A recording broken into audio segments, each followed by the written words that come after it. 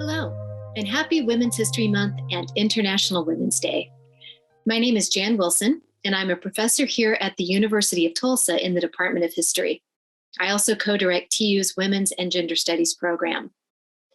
March is Women's History Month in the United States. It's a time when we recognize and honor women's contributions to American society. March was chosen because it includes International Women's Day, celebrated every year on March 8th.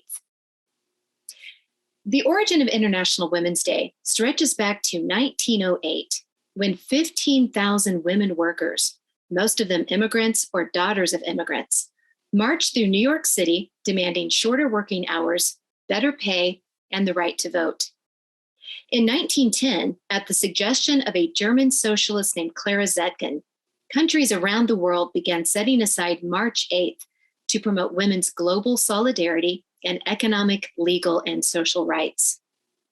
Women's History Month began in 1978 as a local celebration in Santa Rosa, California, when educators sought to emphasize the contributions of women to U.S. history. And soon, similar educational programs spread across the country, leading to a consortium of women's groups and historians successfully lobbying Congress for national recognition of what was then known as Women's History Week in 1980. 7 years later, they persuaded Congress to designate March as Women's History Month. As an historian of women and gender, I am so grateful for the way my academic predecessors in the 1970s and 1980s challenged how history teaching and writing tended to focus on the lives and experiences of great men. That is, wealthy, white, typically heteronormative men, and paid little attention to social relationships, to issues of race, sexuality, and disability, to the concerns of poor and working class people, and virtually none to women from any of these groups.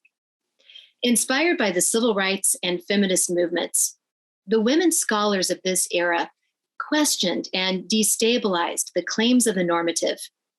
And in doing so, they demonstrated the ways in which the structures and lived experiences of diverse women shaped the construction of history itself. Historians and other scholars today continue to build on this powerful legacy. One vital outcome has been the creation and growth of women's and gender studies programs across the United States, including the vibrant interdisciplinary Women's and Gender Studies program here at TU.